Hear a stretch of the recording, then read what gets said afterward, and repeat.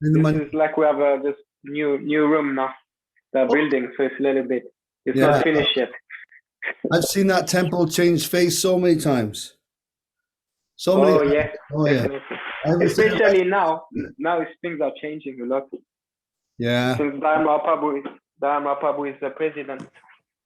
I was there right at the very beginning when they were putting down the first the floor in the mandir, in the temple room. When they put the first floor, it was still just the wooden things going along there.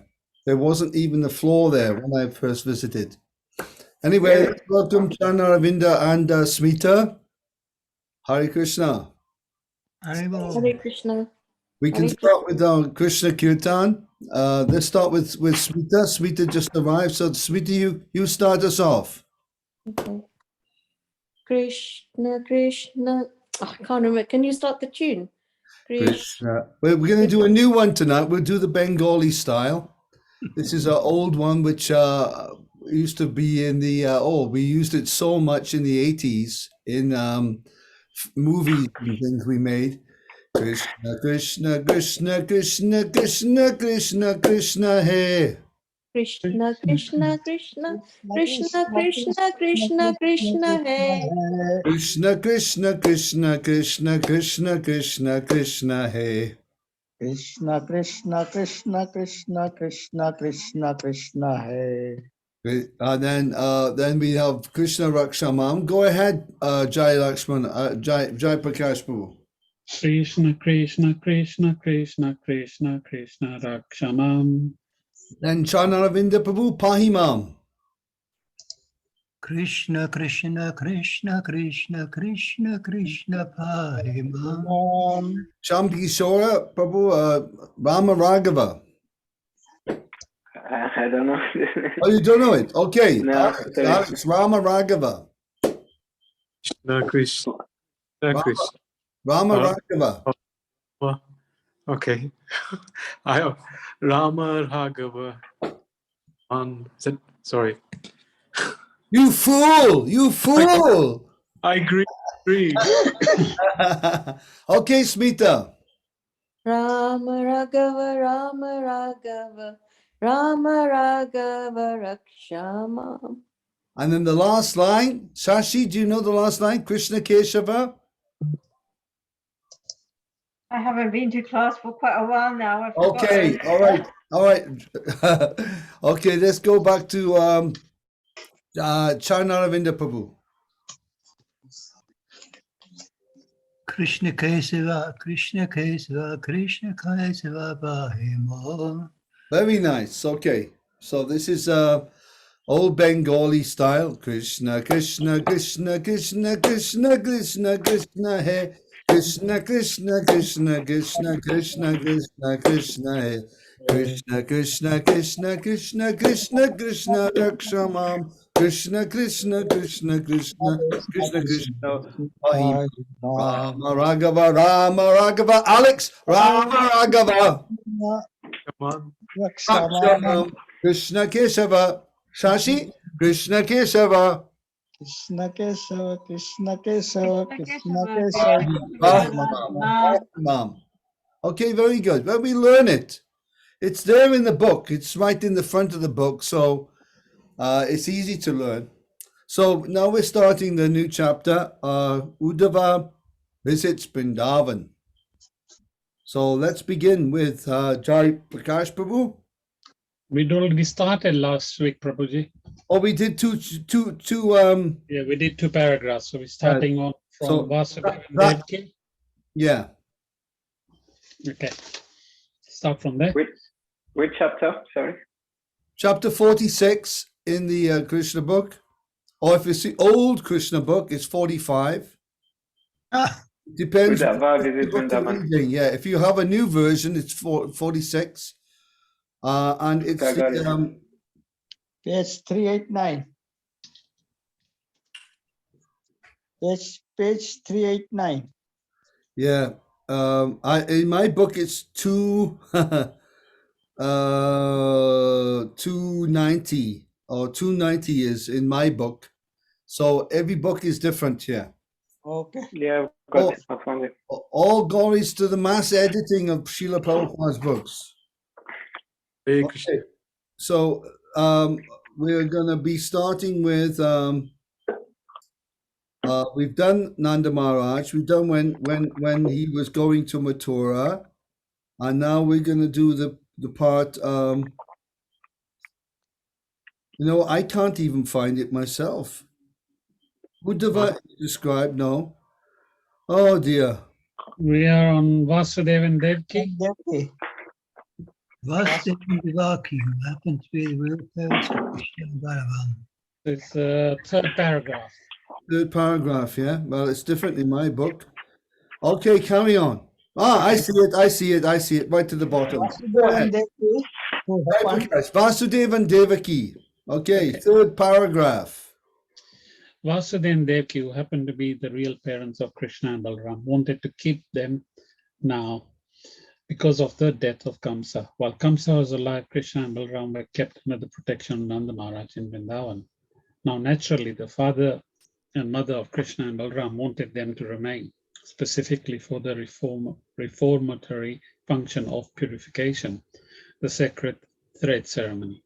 They also wanted to give them a proper education, for this is the duty of the father. Another consideration was that all the friends of Kamsa outside Mathura were planning to attack Mathura. For that reason also, Krishna's presence was required. Krishna did not want Vrindavan disturbed by enemies like Dantavakra and Jarasan. If Krishna were to go to Vrindavan, these enemies would not only attack Mathura, but would go to Vrindavan, and the peaceful inhabitants of Vrindavan would be disturbed. Krishna therefore decided to remain in Mathura, and Nanda Maharaj went back to Vrindavan. Although the inhabitants of Vrindavan felt separation from Krishna, resulting ecstasy, bhava, caused them to perceive that Krishna was always present with them by his leela or pastimes. Lovely. So this is great news that Krishna isn't so selfish after all. Krishna, the gopis were crying. He didn't return to Vrindavan. And of course, Krishna has been criticized so much for not returning to Vrindavan. But Krishna, here we have one of the reasons why the Lord didn't return. Who can tell us that reason? It would attract the attack of Dantavakara and Jarasandha. Yes, to name a few. To name a few. Yes, to name a few. There may be more coming. So out of consideration, he didn't return to Vrindavan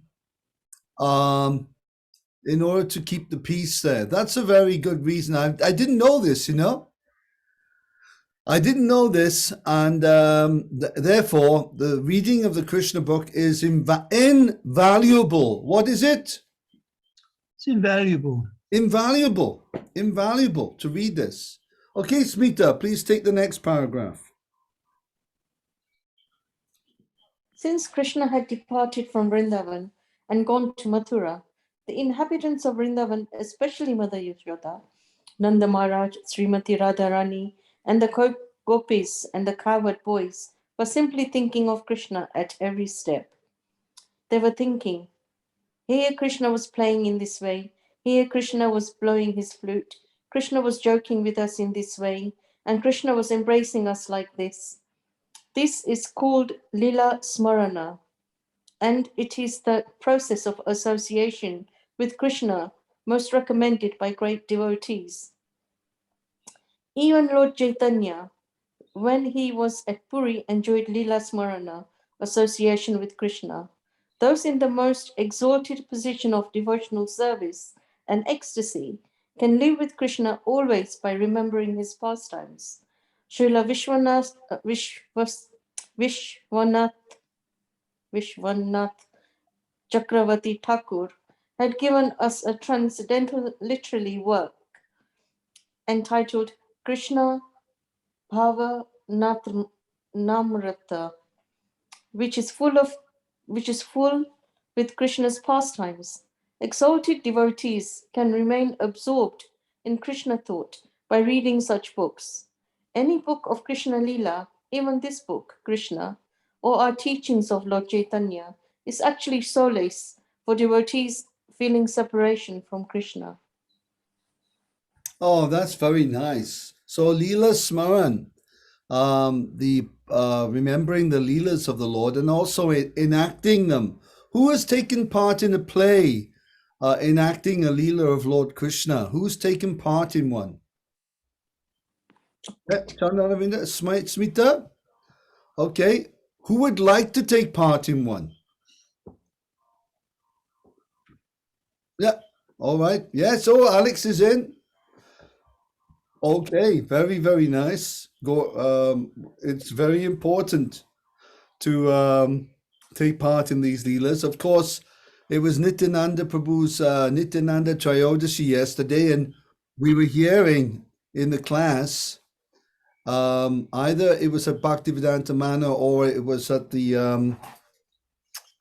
in South Africa. I was listening to Bhakti Chaitanya Maharaj's class as well, and also to the devotee Mayapur Chandra. I forget his name. Something Chandra, very nice. He's a Paka Brahmin devotee from a Brahmin family as well. Very nice speaker and very good knowledge. And Nityananda in Ekachakra, Nityananda would be enacting the play so often of the Lord. Lot of Krishna Leelas, and many times he would take the part of Krishna in the play. And of course, we know he's famous for playing the part of in the Ram play. He was there as well in Ekachakra, taking the Ram Leela. And of course, there was one instance in the Ram Leela. Who can remember the story of Ram Leela? What happened to Nityananda? Yes, Chan Aravinda.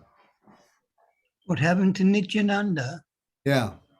I don't know, but Okay. I remember Ram Leela. Yes.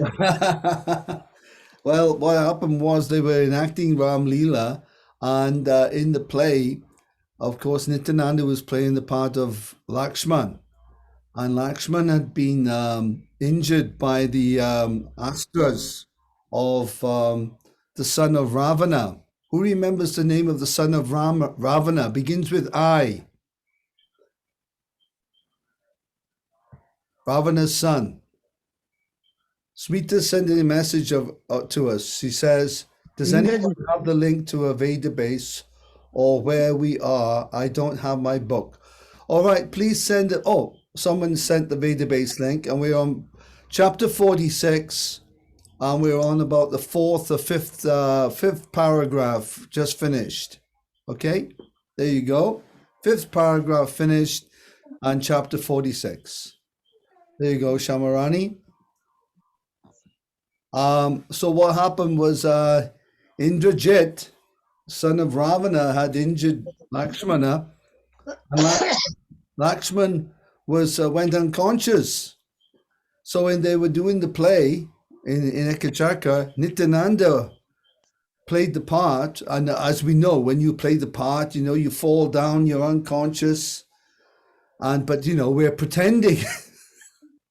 But in this instance, Nityananda, he went completely unconscious, and everyone was very worried, and nobody could wake him up.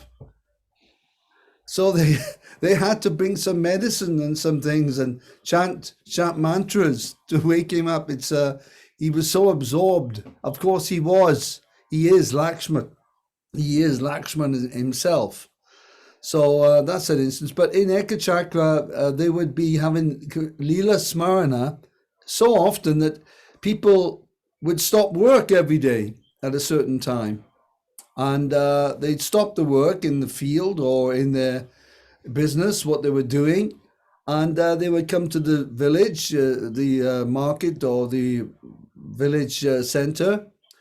And they would be sitting down, and they would get ready for the daily play. Who would like to attend the daily play in their village of Krishna Leela? Does that sound good to anyone? Alex? You're in oh, you're here now. You're here, of course. No, I'm in Switzerland. Yeah. You're back in Switzerland. I'm back in Switzerland. Oh, he's back in Switzerland. So downtown, what's the name of your town? It's Morges. Downtown Morges. Krishna Lila every day in the town center. How does that sound? I'll be. There's a church here which is called the Temple, and I would love to have that play in that temple. It's amazing. But yes, you're welcome. Please. Very nice, very nice. So this was enacted every day in Ekachakra Gram, and I traveled with the Namahata devotees of Mayapur for some time back in 2003, I think. I was the only white guy. I was only a white guy or European on the team. Everyone was all Bengalis, and the village were all Bengalis, and everyone was speaking Bengali. So I had to pick up my Bengali really fast. I had to really learn Bengali fast because it was only Bengali going down there. But they were doing wonderful plays in the village. We were staying at the house of Sujata and her family. And I was there with the devotees, and I had a big keyboard. I was playing some keyboard music. That was my contribution, that I was rocking up the village there with some nice Hare Krishna keyboard playing.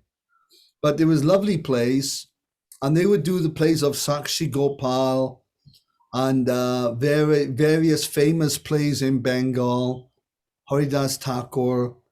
They were expert, very expert in their plays. Yeah, I encourage everyone to take part in a play when you can.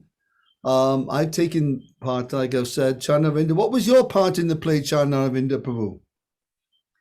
Well, the last play I remember playing was Lord Nrsimha, and I was hiding in a post in Juhu.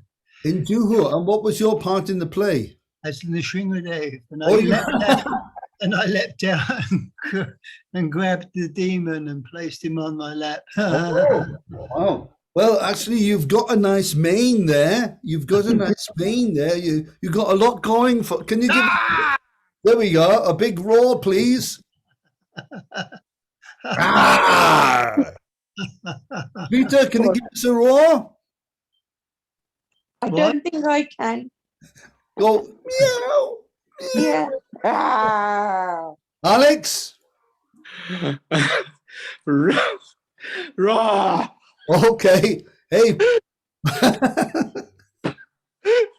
Shama Kishore Prabhu.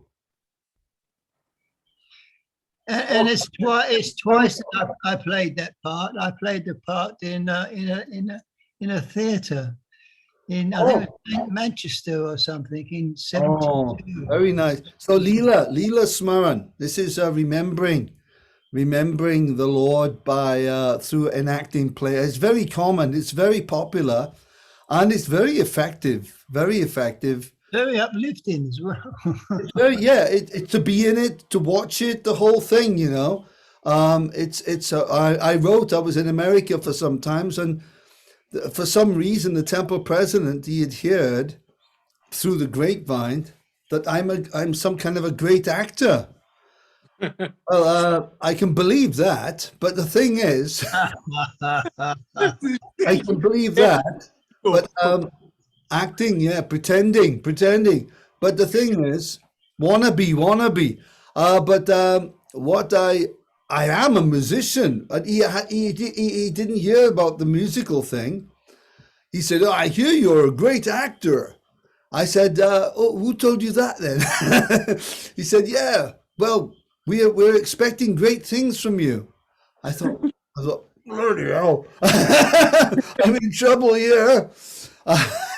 So I wrote a few plays. Krishna empowered me to write a few plays there. And I kind of rewrote some of the plays that we normally do, a little bit different for the American audience as well. And it was really good. So I encourage everyone, if you get a chance, to get involved, involve your family, involve your communities in reenacting the plays, even if you haven't got props and costumes, but you know, to reenact them, it's very empowering. With Sakshi Gopal on a Sunday afternoon at the Bhaktivedanta Manor, we did little plays like the Boatman Scholar and the Boatman and things. Yeah, in front of the theatres. One of the funniest. It was the beginning of the Bhaktivedanta players. One of the funniest plays I ever saw, we'll finish on this point, was at Bhaktivedanta Manor in the temple room on a Sunday, just before the arti, packed out. It was packed out, jam-packed. And we were doing the King's New Clothes. The King's New Clothes. And it was a Krishna take on the King's New Clothes. And of course, who's going to be the king? And how's he going to walk into the temple room in his birthday suit? I was thinking, how are they going to do this? So suddenly, Akandari was in it. I remember Akandari and Sripati, they were the tailors, the crooked tailors wearing wigs. They were really good. I mean, it was really good. And then suddenly, who should walk in?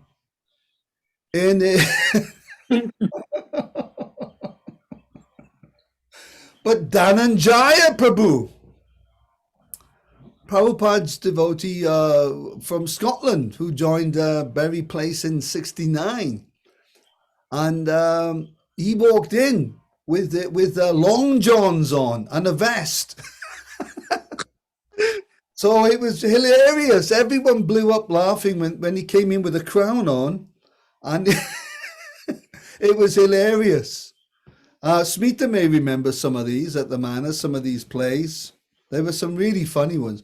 Another one was Yashoda Dulal. He was a bit more daring, an American devotee. He played the part of the king, and he came in with some kind of shorts on. They were like kind of underwear shorts. I thought, God, no, what's he doing? And nothing on top, just shorts. It's like, Anyway, these are the things devotees do for Krishna.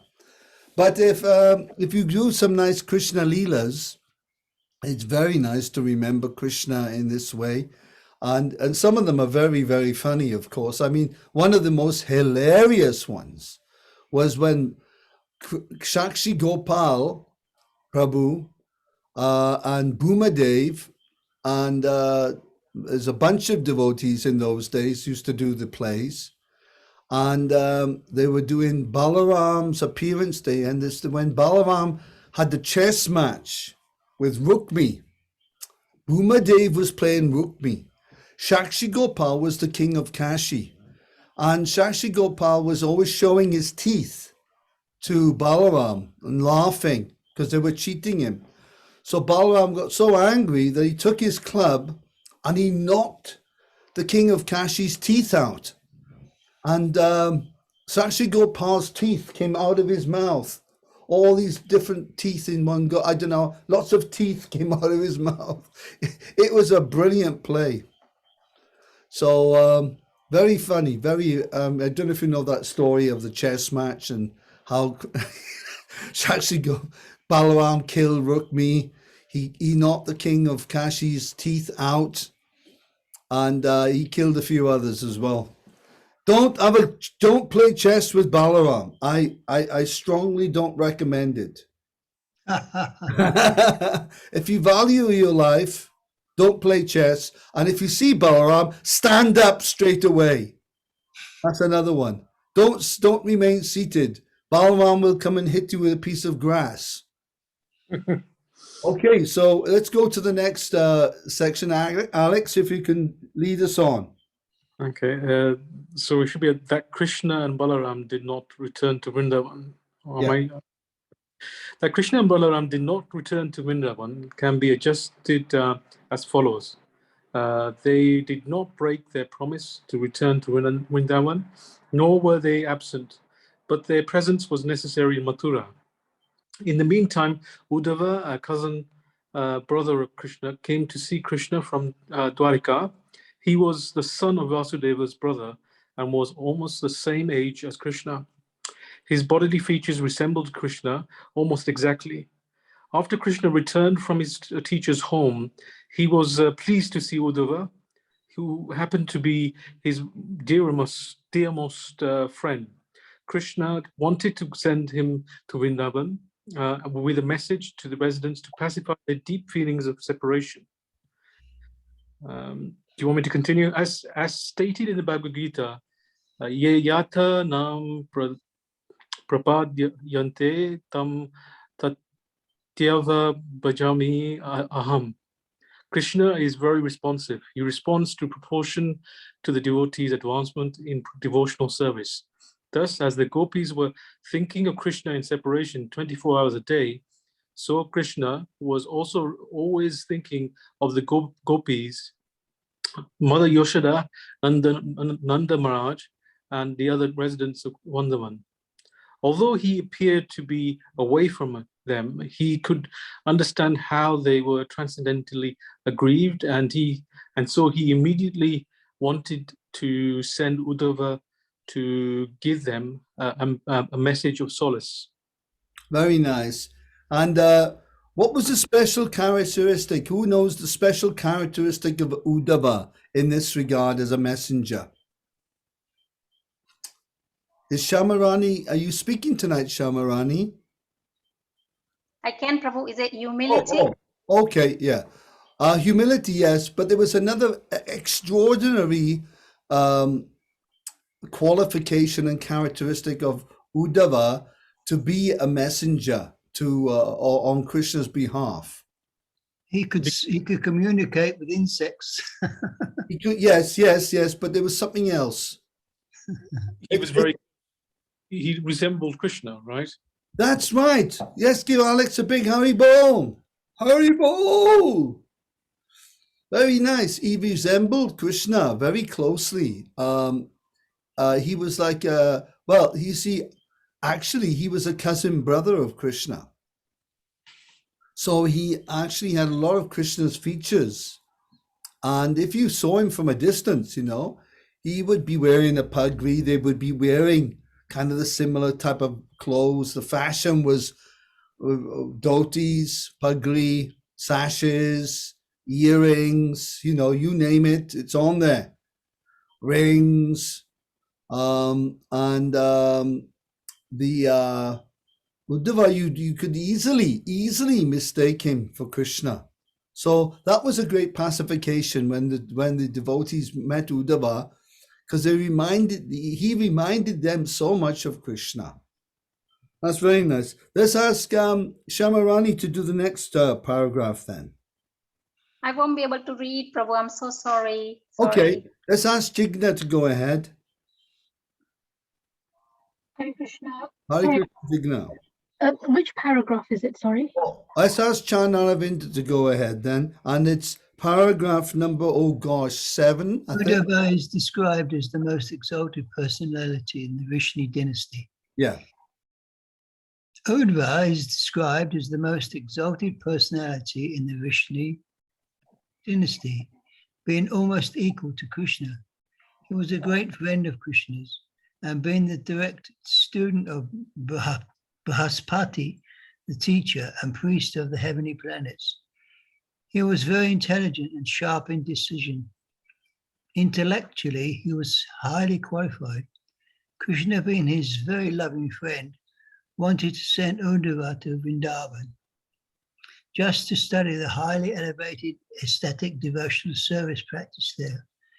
Even if one is highly elevated in material education and is even the disciple of Brahaspati, he still has to learn from the gopis and the other residents of Vrindavan how to love Krishna to the highest degree. It was Krishna's special favor to Uddhava to send him to Vrindavan with a message for the residents there, which was meant to pacify them. Very nice. Very, very nice. And Jigna, you can go ahead now. Lord Krishna is also named Hari, which means one who takes away all distress from the surrendered souls. Lord Chaitanya states that there cannot at any time be a worship as exalted as that realized by the gopis. Being very anxious about the gopis' grief, Krishna talked with Uddhava and politely requested him to go to Vrindavan. Shaking Uddhava's hand with his own hands, he said, "My dear gentle friend Uddhava, please go immediately to Vrindavan and try to pacify my father and mother, Nanda Maharaj and Yashoda Devi, and the gopis. They are grief-stricken, as if suffering from great ailments. Go and give them a message. I hope their ailments will be partially relieved. The gopis are always absorbed in thoughts of me. They have dedicated body, desire, life, and soul to me. I'm anxious not only for the gopis, but for anyone who sacrifices society, friendship, love, and personal comforts for me. It is my duty to protect such exalted devotees. The gopis are the most dear. They always think of me in such a way that they remain overwhelmed and almost dead in anxiety due to separation from me. They are keeping alive simply by thinking that I am returning to them very soon." Okay, this is a good example then now of what it means to be a pure devotee. Pure means that one is a expert in utilizing one's time 24 hours a day, 7 days a week, 12 months a year, etc., in Krishna's service without any break, always thinking of Krishna, because thinking of Krishna is also devotional service. Who can tell me in Sanskrit what is the name of the bhakti, one of the bhakti, nine bhakti processes where thinking of Krishna is devotional service? Nauda Bhakti? Sorry? Nauda Bhakti? Nauda. No, it's a different name for it, Ramesh Bhai. Smaranam. Yes, Vishnu Smaranam. Who said that? Oh, Sham Kishore Prabhu from Soho Street Temple. He's given us the Krishna Smaranam. Now, in each of the Navabhakti, there's a personality like Hanuman, Maharaj Parikit, Akrura, etc., who are famous for perfecting. Who perfected the Vishnu Smaranam, the process of Vishnu Smaranam? Who's famous? Which Vaishnava is famous for perfect? Like Shukadev Goswami is famous for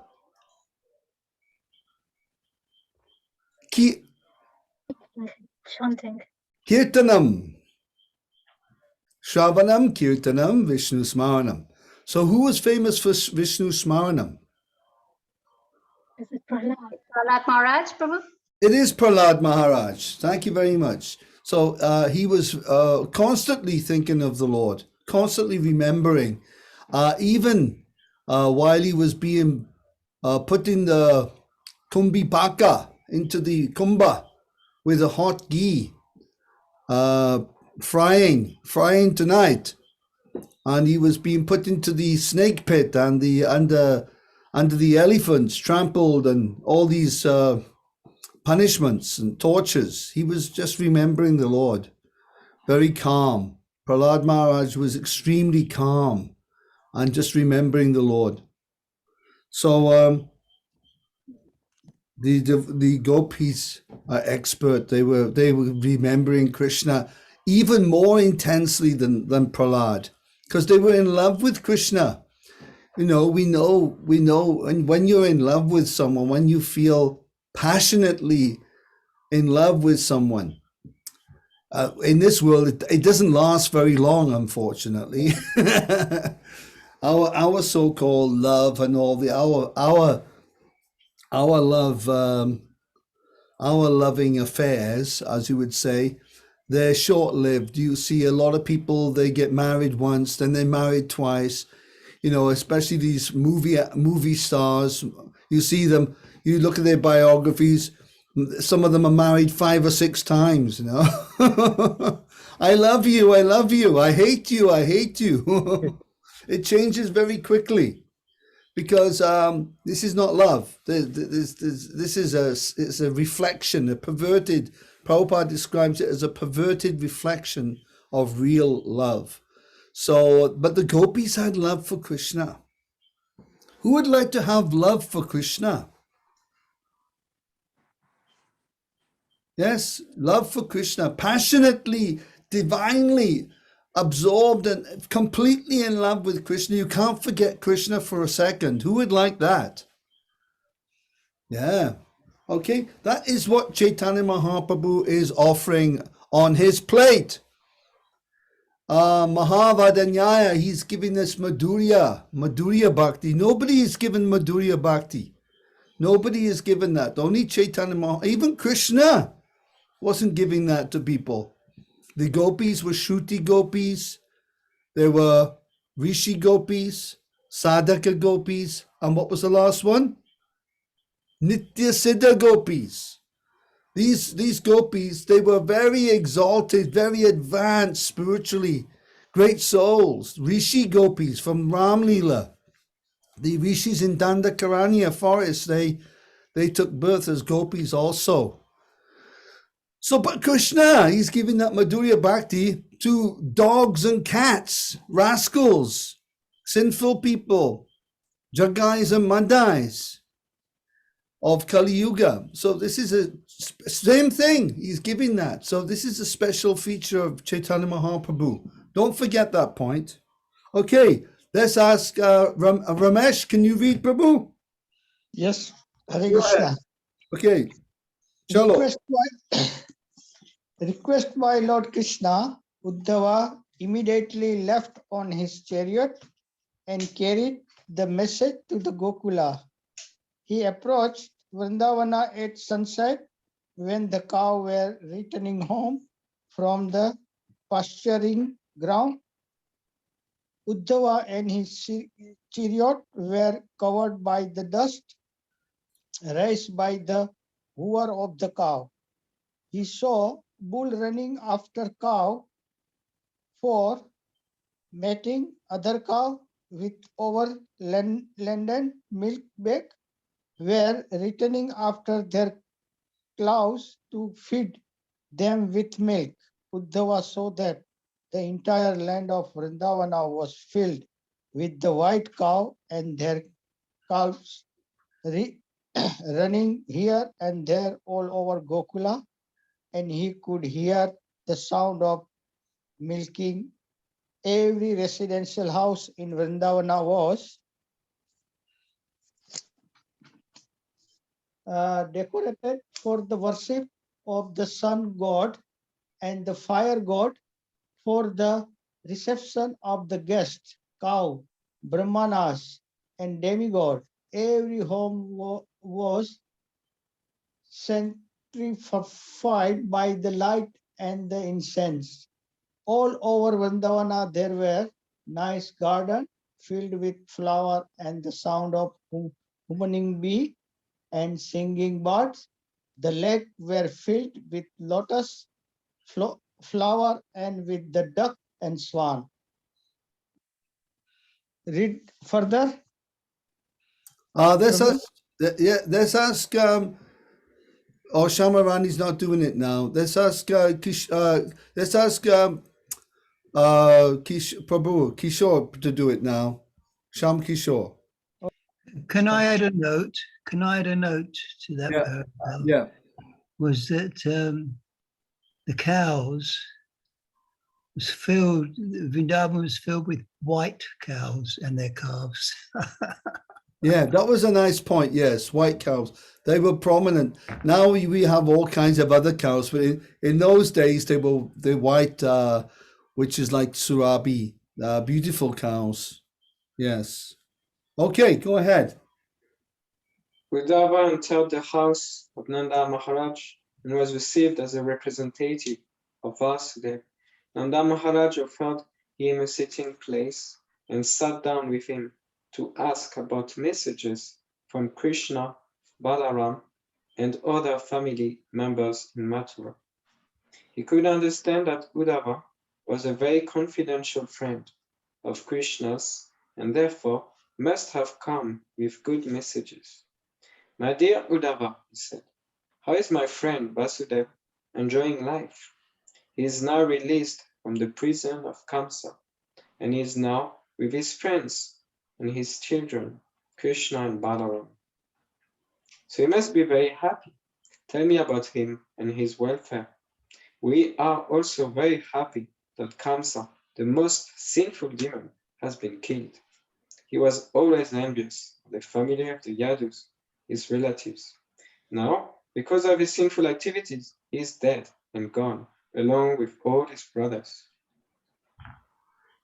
Very nice. Yes. Yes. Anybody got something to say about that paragraph?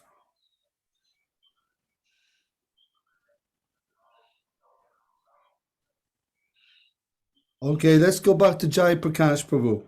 Please let us know, Prabhu.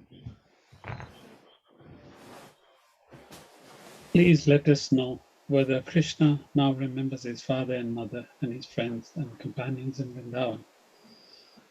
Does he like to remember his cows, his gopis, his Govardhan hill, his pasturing grounds in Vrindavan, or has he now forgotten all these? Is there any possibility of his coming back to his friends and relatives so that we can again see his beautiful face with its raised nose and lotus-like eyes? We remember how he saved us from the forest fire, how he saved us from the great snake Kalia in the Yamuna, and how he saved us from many other demons. And we simply think of how much we are obliged to him for giving us protection in many dangerous situations. My dear Uddhava, when we think of Krishna's beautiful face and eyes and his different activities here in Vrindavan, we become so overwhelmed that all our activities cease.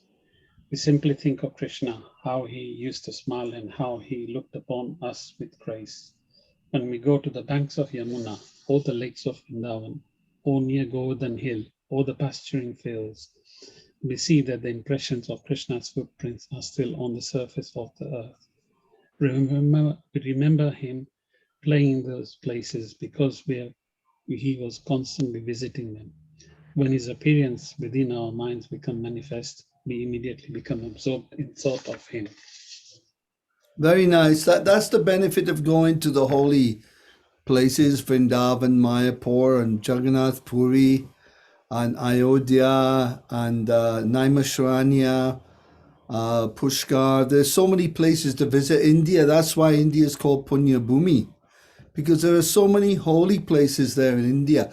Like, for Christianity, the Holy Land is Jerusalem, and Jerusalem is the place where Christians will like to go, and they'll go to the place where Jesus was crucified, and they'll say prayers. And Jerusalem, and then for Muslims, it's Mecca. So Mecca is there. They go for Hajj and their prayers. But in India, you can go so many places. And there's Leelas going on everywhere. Nishingadev, Ahovala is there. Has anybody visited Ahovala in Andhra Pradesh? Hovala? Ahovala, it's where Nishinga appeared. No. No, there's so many places to visit in India. Once I was up in Guwahati, and I was with Kavi Chandraswamy, and we were swimming in the Brahmaputra, the Brahmaputra River. It's the only male river in India. All the other rivers are female. The Saraswati, the Narmada, the Sindhu, the Kaveri, they're all female. Ganga, Jamuna. Brahmaputra, we were swimming, and there was one little island. And there on that island, Krishna had stopped there. And there's horses, Megapushpa, Balahaka, Shobhya. There's 4 horses that he would pull his chariot. Their hoof prints were embedded into the rock there, where they had rested. Krishna had rested his horse there when he came to fight with the Narakasura, because Guwahati used to be called Pragjotishpur. And Krishna, he delivered many of the princesses from there who had been kept in a cave, kept in the palace, and the kings had been kept in a cave. And there was a whole story there of the fortiments, how they had electrical like wiring, or to stop people, and a gas called anila, a type of gas that it would kill you. So there were fortifications around Pragjotishpur, and it's surrounded by seven hills, and those hills are still there today in Guwahati. And then just up the road, there's the ashram of Vashishta Muni, Vashishta Rishi. So, in India, the interesting thing is you can go so many places, and you sort of bump into a holy place everywhere.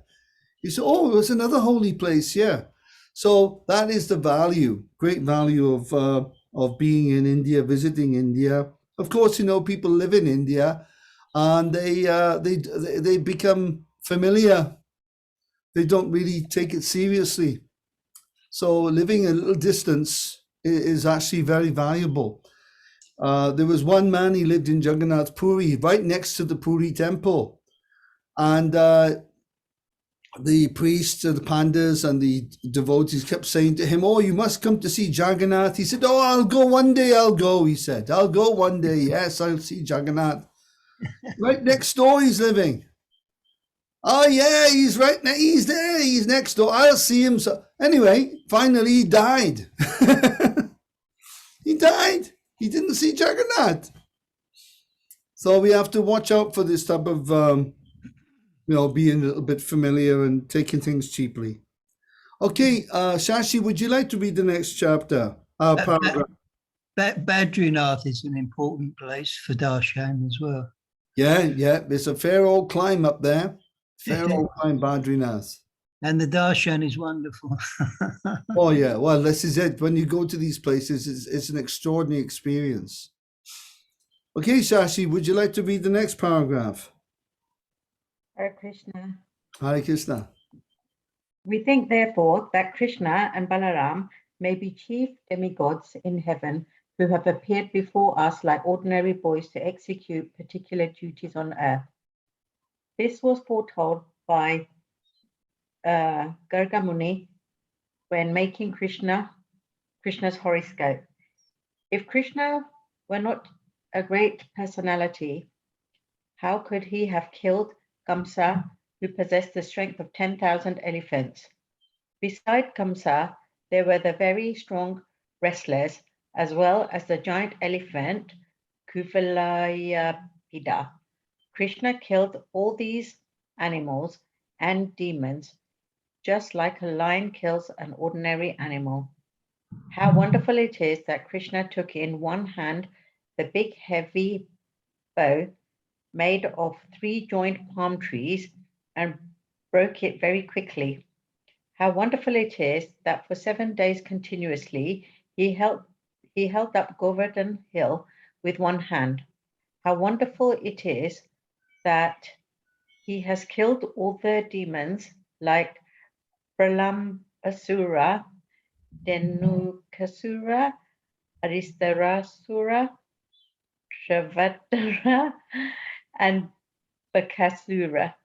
They were so strong that even the demigods in the heavenly planets were afraid of them, but Krishna killed them as easily as anything. Wow. So this is a position of Nanda Maharaj and the Brijbasis, that Krishna was there with them, but they couldn't see how he could be the absolute truth. So they thought, well, he's got these powers. He's got some kind of Shakti. He's a young body as well. So he must be a demigod, He must be a deva. He can't be an ordinary human being. And even Brahmaji, he had this illusion. Even Indra had this illusion about Krishna. Talkative boy. Indra said, oh, who's this talkative boy here? I'll teach him a lesson. Samvartaka, come and sort Krishna out. So he sent this Samvartaka, a huge cloud, very, very frightening to behold.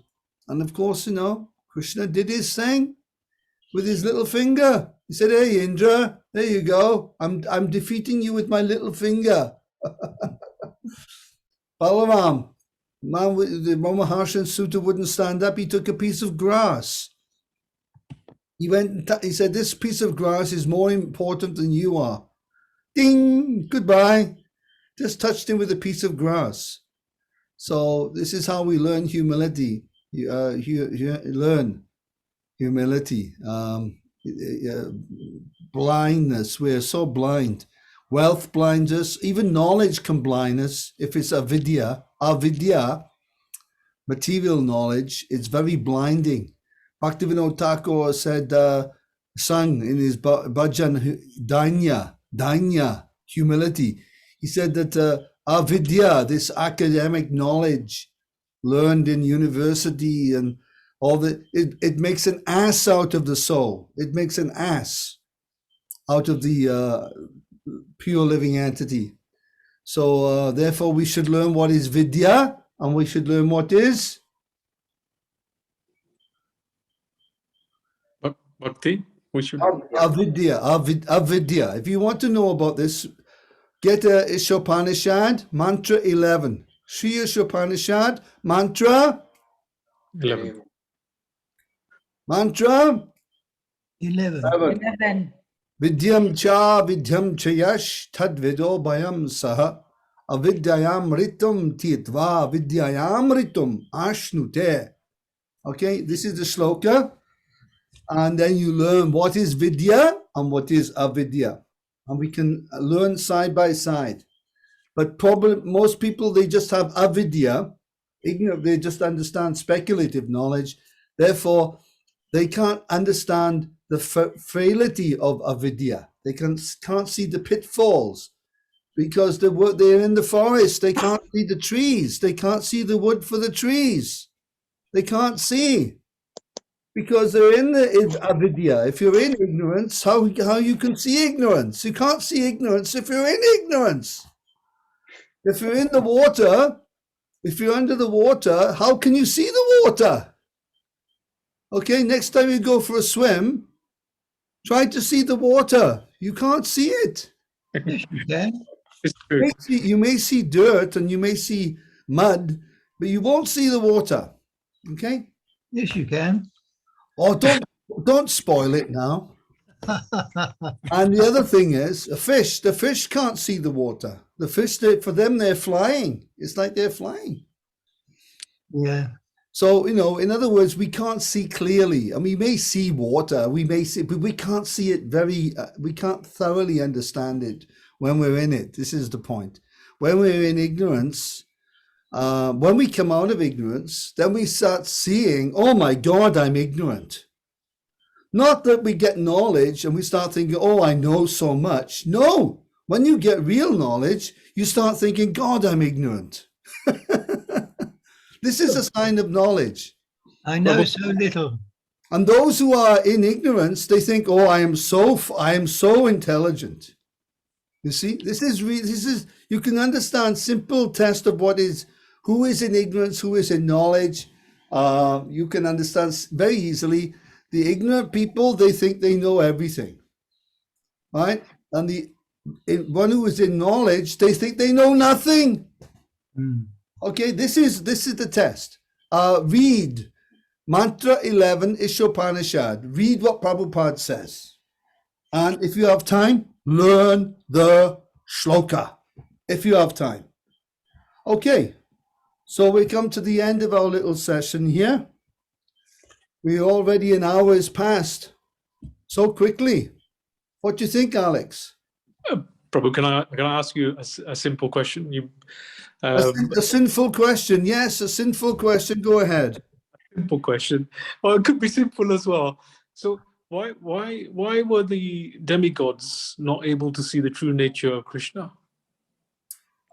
This is explained in the first verse of the Srimad Bhagavatam. Janma Dyase Yatom Vayad Itaratash Chate Svabigna Swarat Tene Brahma Hridaya Adi Kavaye Mui Hantiyat Surayaha. So Sura means the demigods. Surayaha means all the demigods.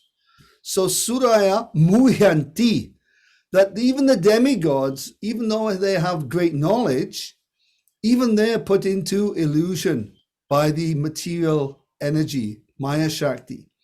The demigods, they become very attached. What do the demigods become attached to? It begins with E. So,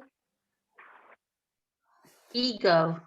Ego is yes, definitely the ego. Yeah, the false ego but because of knowledge, the ego can be also, false ego can be controlled. If you have knowledge, at least you have knowledge of the ahankar. If you don't know what the ahankar is, you have no control over it.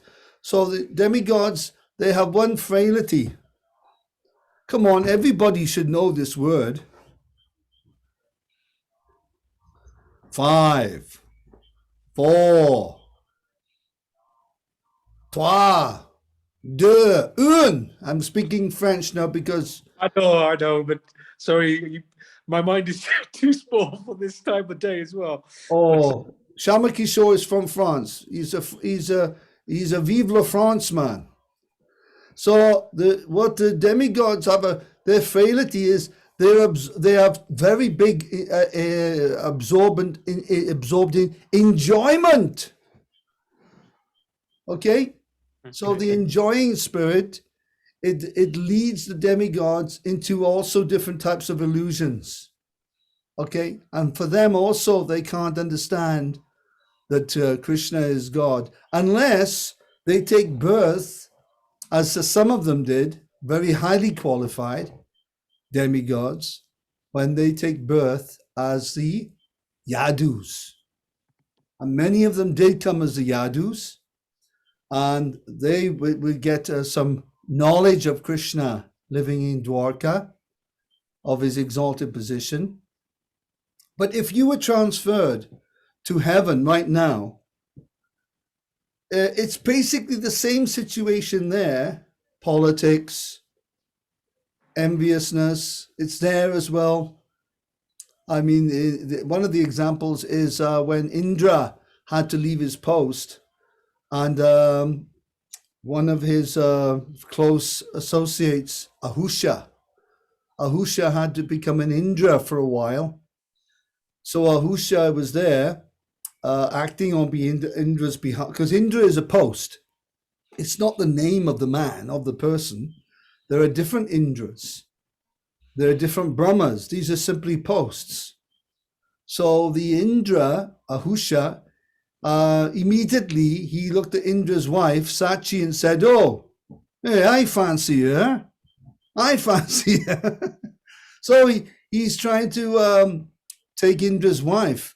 So because of this, the priests, they cursed him to become a snake. So he lost his position. So in heaven, the curses are immediate. The difference is in heaven, the curses take immediate form. Immediate, like you can become a crocodile, a snake immediately, you see. Mm-hmm. Whilst on this planet, curses are a little bit sort of somewhat ambiguous. They can be, even if they do take place. And, if you're in heaven, yes, it's nice, but it's the same problems. Same problems as we're getting here, but they're bigger. You have bigger problems, but bigger enjoyment. Okay? So along with the enjoyment is nice, the problems are also bigger. So who on earth would want to go to heaven? But if someone said to you right now, you can go to heaven, you think, oh, yeah, sounds good. Everyone's racing to go to heaven. But the devotees, they're not interested in heaven. They're not interested, because heaven means we forget Krishna. We'll be running after something else. Oh, look at her. Good God, look at that one over there. All the apsaras, all the heavenly enjoyment is there, you see. There's no sin. You can't create the sin in the heaven. You can make offenses, though. and get cursed. So there's always something in the material world to give us a problem. So on that happy note, we'll end the lesson. Haribo. Hare Krishna. Hare Krishna. Hare Krishna. Hare Krishna. Thank you very much, everyone. Localized you. Srila Prabhupada. And Gopala Jai Krishna. Prakash Prabhu, we'll start off next week from. While describing the uncommon activities of Krishna before Uddhava. Okay, remember everyone, while describing the uncommon activities of Krishna with Uddhava, okay? That is the next starting point. I normally just put a post-it note there, so then it's Okay. easier. And it is, we're still on Uddhava Visits Vrindavan. Yeah. And it is a very beautiful chapter. This is very, very, very sweet. How Uddhava meets with them and how happy they are to see him and how he looks like Krishna. And they're so pleased. Okay? Hare Krishna. Hare Krishna. Hare Hare Praise to Prabhupada. All goes to Srila Prabhupada. Hare Krishna. Gopala Thank you. Krishna. Haribo. Hare Krishna. Hari Hari.